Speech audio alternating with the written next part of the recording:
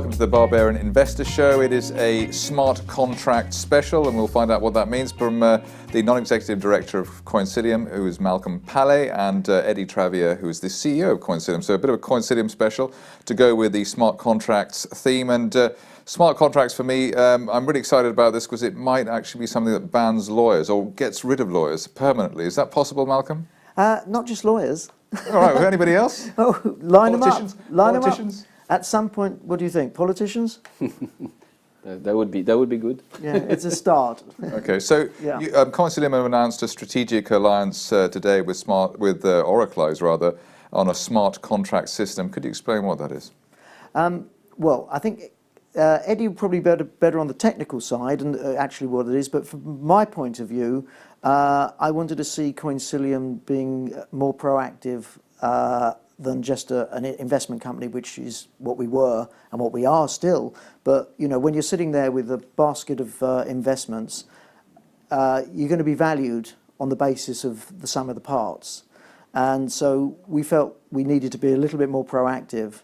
And given that this space has got so much potential, there's so much going on, it's hot in no uncertain terms, and we've got some tremendous skill sets. And what we wanted to do is actually leverage those skill sets and move into an area where we can have our own project. Now, smart contracts is really the hot sector because this is all part of this new area of blockchain, which is being referred to as blockchain 2.0.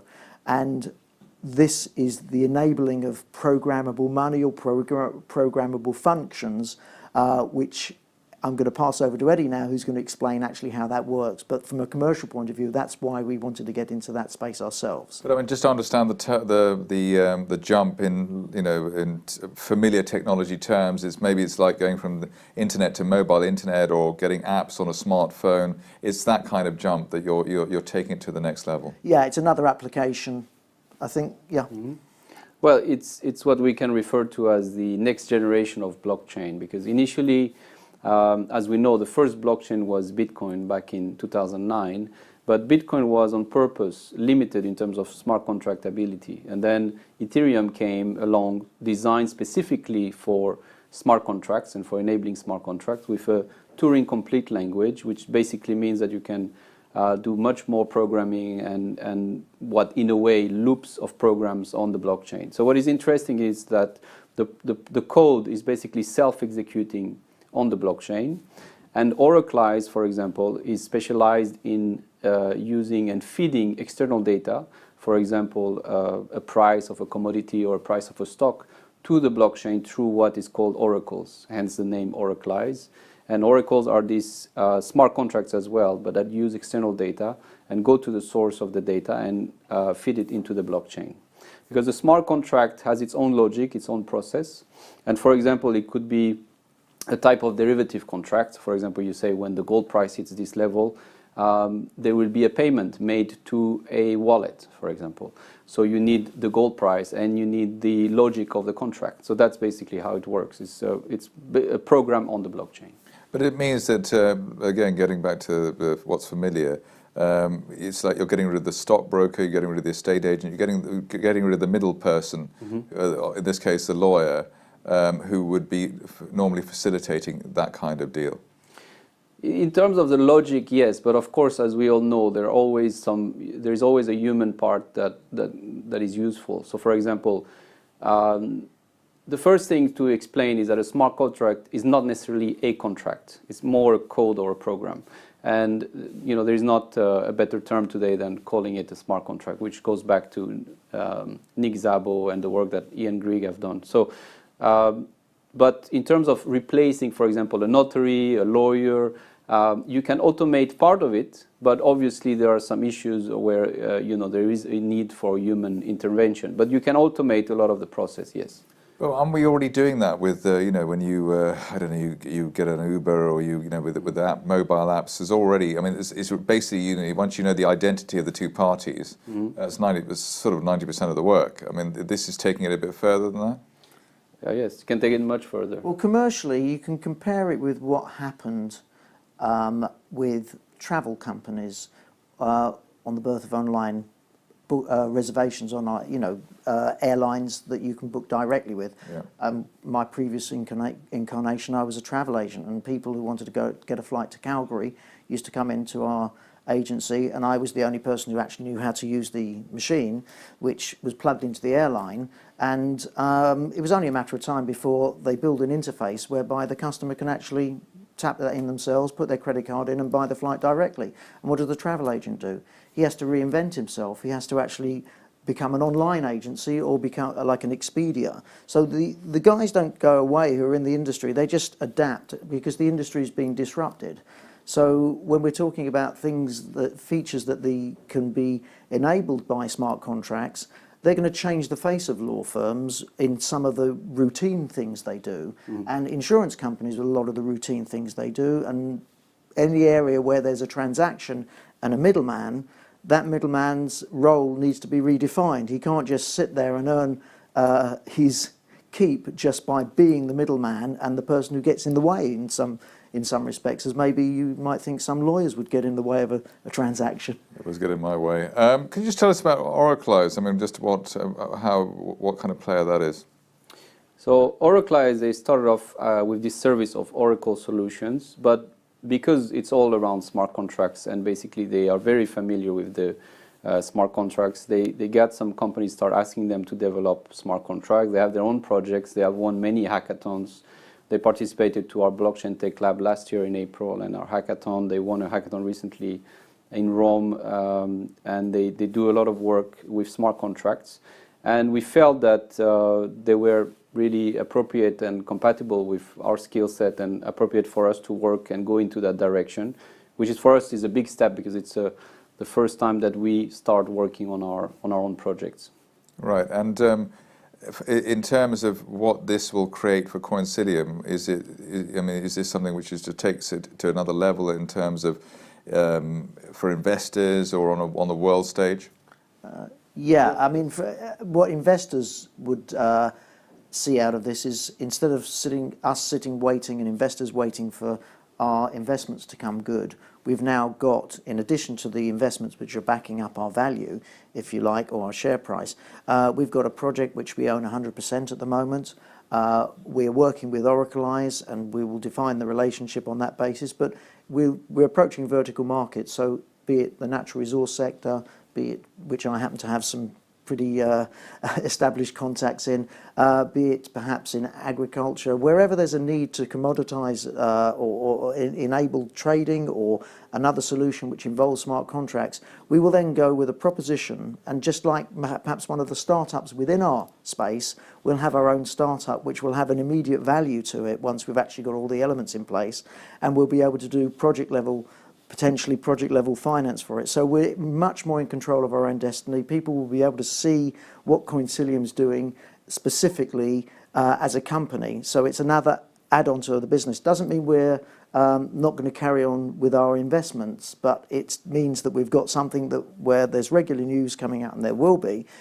It'll be about aspects of the business that we're in at this stage complete control over. And do you think this kind of deal is the kind of deal which will make people start to appreciate the practical and the utility, well, not only the investment side, but the practicalities and the applications of the whole blockchain revolution? Yeah, definitely the first step is the alliance and the MOU at the moment for the alliance with Oraclize. We expect to bring in other parties who will cover other elements. The whole thing is complementary skill sets. So we're commercial. Eddy's got a good overview of the blockchain industry with the right connections, and we sort of got that ability to commercialize things. We look at a company like Oraclize, and their solution is pretty much going to be a vital part of all this blockchain 2.0 stuff, smart contracts. If there's external data to be pulled in, to enable the contracts to execute correctly, what they're doing is really required. But there will be other elements that we'll be bringing in, and hopefully other parties to the alliance. So we will have a much more rounded proposition. So when we have an industry requirement from a vertical market, we'll have all the solutions in place, and we'll be able to put the structure around that as perhaps a discrete offering. which will be, Coinsilium's own investee, which we will start off by owning 100% of. So Right, there's so a commercial thing. So in a way, this might be a business or a type of venture which you would later separate and float and set free, and it becomes a company on its own. Well, we're giving birth to it, then we'll decide how to do it, which is in the best interest of the company, its investors and its investors. Right, and do you think that let's say this is a world type I mean, this could be seen on a grand scale, this kind of business? I mean, are there other people doing this at the moment? I think that we're early adopters, and we were first movers. I'm just drawing on from my input into the process.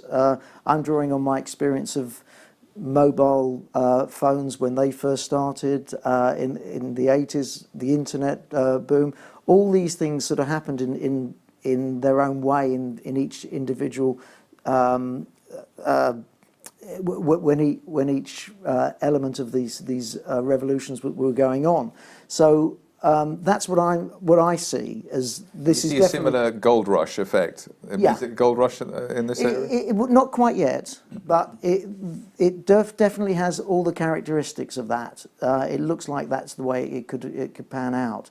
But yeah, we just want to just see the opportunity and seize it, and that's really where we're at now. Eddy's got all the right elements, the right connections. We know we've got a very good perspective of the industry, and we just see that when I say there's no one doing it, it's not quite that there's no one doing it, but we're drawing on a lot more experience, and that's what's so exciting.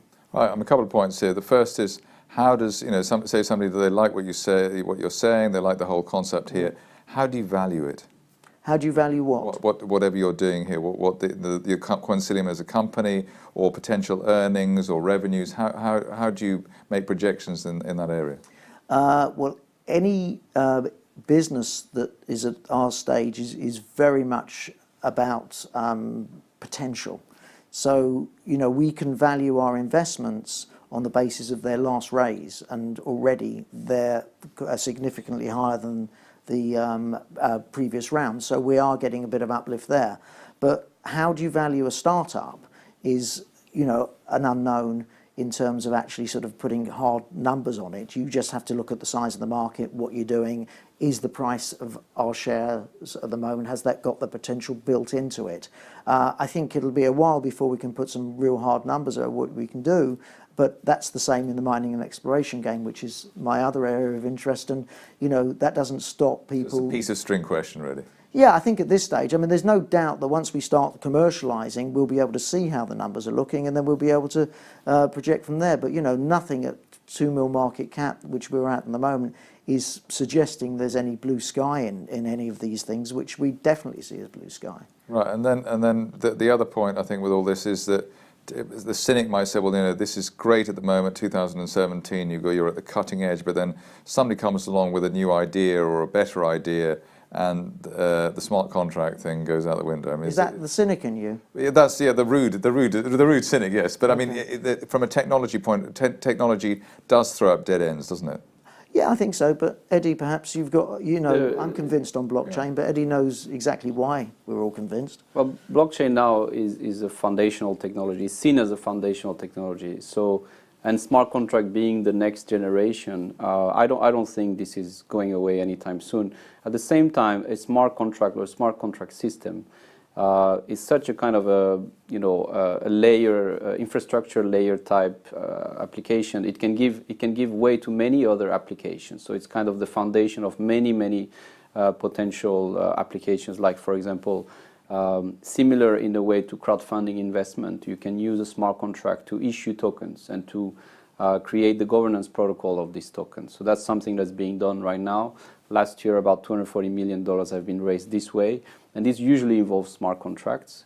And basically, this is one aspect of it, but you can have a smart contract can be a very simple piece of code, or it can be quite complex. And it's very malleable in the sense that you can really apply it to many industries and to many use cases. So you were mentioning before Airbnb, Uber, etc., and what's the kind of difference between this and smart contracts. The big difference is that from the start it's decentralized. So let's not forget that blockchain, at least the public ones, can be accessed by anyone. And smart contracts can also be worked with anyone that is on the blockchain or interacts with the blockchain. So that's a big difference. So you basically could have as large as a service as maybe an Airbnb, but completely decentralized, which makes a big difference for everyone.